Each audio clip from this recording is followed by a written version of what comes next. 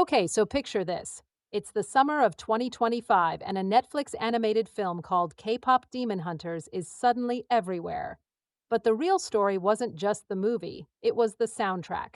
One song in particular, called Golden, was completely inescapable. It shot to #1 on the Billboard charts and stayed there for 6 weeks.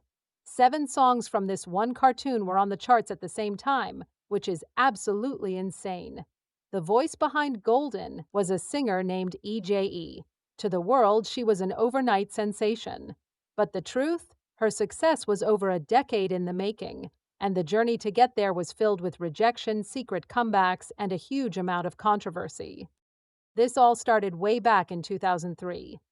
An 11-year-old girl named Kim Eun Jae, who we now know as EJE, was accepted into SM Entertainment, one of the biggest K-pop companies in the world. For a kid dreaming of being an idol, this was it. This was the dream. She trained for years alongside girls who would later debut as Girls' Generation.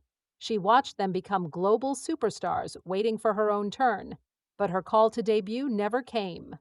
Then, in 2015, SM Entertainment called her in for a meeting. They told her at 23 years old she was being let go. In the K-pop industry, which obsesses over youth, they said she was simply too old. Her dream was declared dead. After that crushing rejection, she disappeared from the public eye for years. She moved on, becoming a successful behind-the-scenes songwriter for huge acts like Red Velvet, Twice, and aespa. She even wrote music for video games like League of Legends. The industry that rejected her as a performer was now paying for her songs. But then, in 2024, a strange rumor started on online forums. A leak, supposedly from an animator, claimed the lead singer for the upcoming K-pop Demon Hunters soundtrack wasn't a famous idol.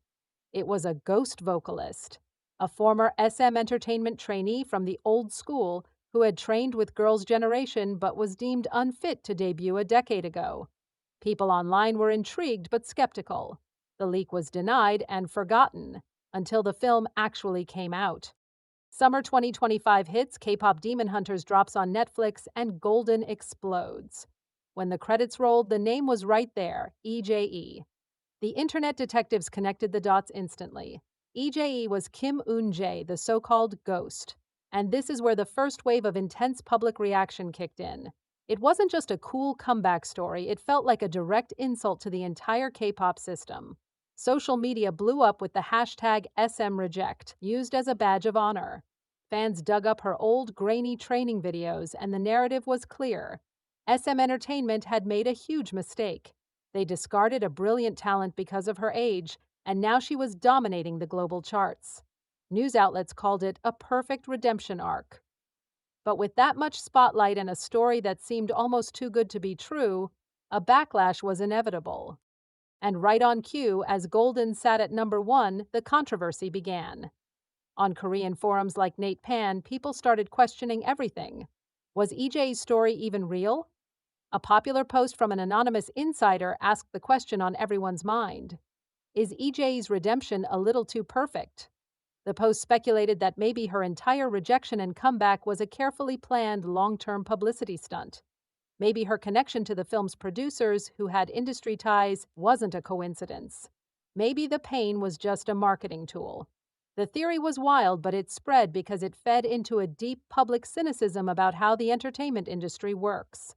Could you trust this emotional story, or was it all just brilliant, ruthless marketing? Then the first real scandal hit. An anonymous music producer gave an interview to a popular YouTube drama channel. He didn't name EJE directly, but the details pointed right at her. He claimed the production of the K-pop Demon Hunters soundtrack was filled with tension. He said the former trainee lead singer was difficult to work with and clashed with seasoned producers over the direction of Golden, arguing that she knew better because of her painful past. The internet, always ready to tear down a hero, pounced. Comments flooded in calling her ungrateful and a diva. They speculated that maybe her failure to debut years ago wasn't about her age, maybe it was about a bad attitude. The story flipped in an instant. Was the victim actually the villain? Things reached a boiling point when a shocking leaked clip surfaced online. It was a grainy 10-second video from inside a recording studio.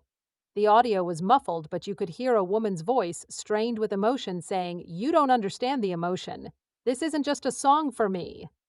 A man's voice, likely a producer, replied dismissively, "Just sing the notes, EJAE. We don't need the drama." For her critics, this was proof. See? She was difficult and hard to control. But for her defenders, the clip proved the opposite. It showed an artist fighting for her art, a woman pouring her real history of rejection into the song. They argued the producer was the villain, representing an industry that wants compliant robots, not real artists with real feelings. The online war was total chaos. Through all of this, EJAE said nothing. No interviews, no social media posts. Her silence made people even more curious. Was she hiding? Was she advised by lawyers to stay quiet? The pressure was immense. Finally, the film's director, Maggie Kang, and the head composer released a powerful joint statement.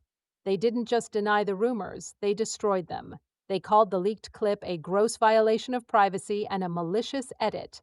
They confirmed there was an argument, but it was about EJAE's passionate insistence on conveying raw emotion, the very thing that, the director stated, made Golden a masterpiece. They reframed the tension as a collaborative struggle for excellence. Almost overnight, the difficult artist was recast as the passionate genius. With the heat dying down, EJE finally broke her silence. Not with a big TV interview, but with a long, heartfelt letter to her fans. She didn't even address the rumors directly. Instead, she told her real story. She wrote about the shame and silence of the years after SM, the fear of never singing again, and what Golden truly meant. She said, "I wasn't fighting with the producers. I was fighting with the ghost of my younger self. The girl who was told her feelings didn't matter. I was begging them to let her finally speak." The public response was massive. The narrative finally solidified. She wasn't a product or a diva. She was a survivor. The impact of this whole saga went far beyond one hit song. Industry analysts started talking about the EJE effect. She became a symbol, forcing a conversation about the K-pop industry's brutal trainee system and its obsession with youth. Her success challenged the very idea that only young, perfectly controlled idols could make it.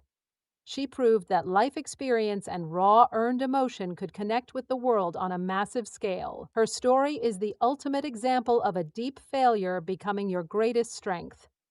The world met EJE in 2025, but Kim Eun Jae had been fighting for that moment her entire life.